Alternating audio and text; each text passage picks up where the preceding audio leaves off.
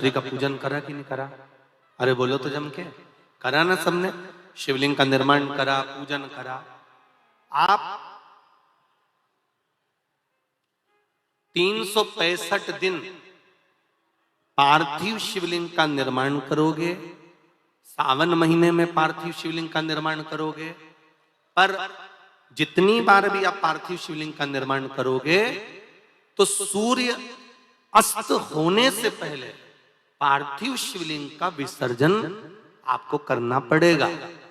पर 12 महीने शिवरात्रि आती है।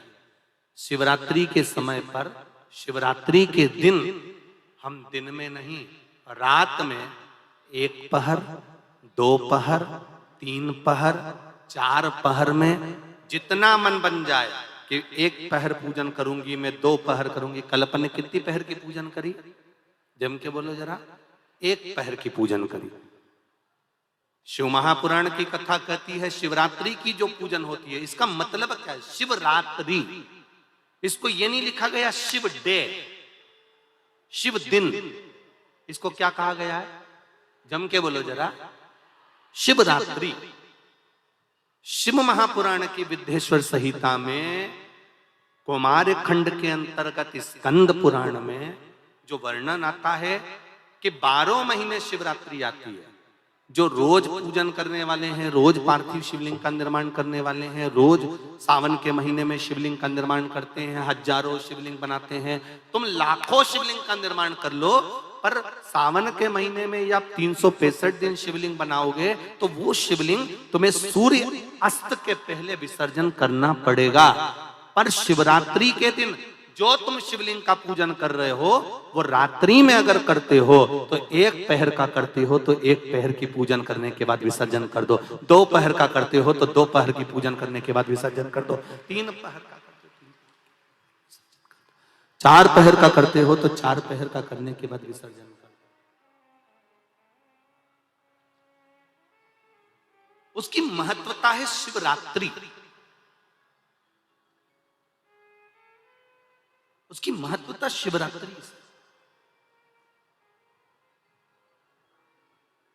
कई लोगों के मन में संशय जाग जाता है कि गुरुजी, सूर्य अस्त के बाद क्या हम शिवलिंग की पूजन कर सकते हैं, क्या विसर्जन कर सकते हैं?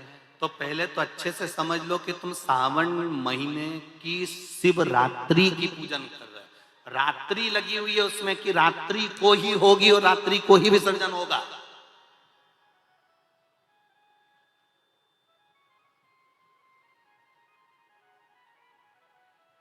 और जो नी पढ़ा लिखा हो तो गीता प्रेस गोरखपुर की जो पंडित प्रदीप मिश्रा जी पोथी पढ़ते हैं उसको लिया,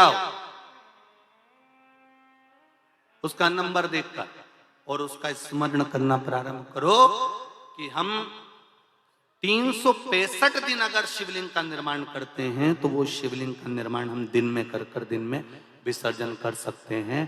पर शिवरात्रि की पूजन करें तो रात्रि को भी शिवलिंग का निर्माण कर पार्थिव पूजन करने के बाद हम बाबा देवाधिदेव महादेव से रात भर, चाहे तो 1 पहर, चाहे तो 2 पहर, चाहे तो 3 पहर, चाहे तो 4 पहर, कैसा भी पूजन कर सकते हैं, किसी भी रूप में।